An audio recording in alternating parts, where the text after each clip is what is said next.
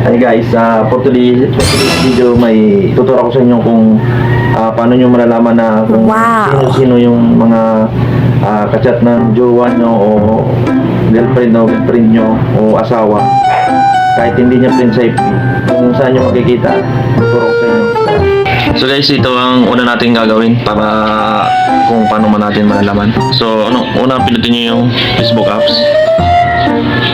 Tatlong linya sa gilid, profile picture, tapos ito yung tatlong dot, ito yung pipindutin nyo. Tapos makikita nyo rito yung archive, pindot. Tapos sa story archive, pindot din yan. Tapos makikita nyo rito, yan your story archive settings, yan mo pipindutin. Tapos see all story settings, yan, pindot yan. Tapos ang pipindot nyo dito sa apat na to, itong who can see your stories, ayan. Tapos public, friends, custom, pipindutin nyo ulit itong custom, dito nyo makikita. Tapos yan, dito nyo makikita yung mga nagiging kachat ng boyfriend o girlfriend nyo o yung asawa nyo. Kung sino man ang gusto nyong malaman, kung sino yung mga kachat nya.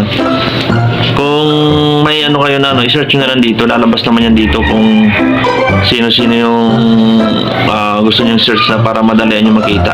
Ayan, lalabas naman dyan kung sino-sino dyan. Ayan, kung sino-sino yung napag-iisipan mo na pwede niyang kachat.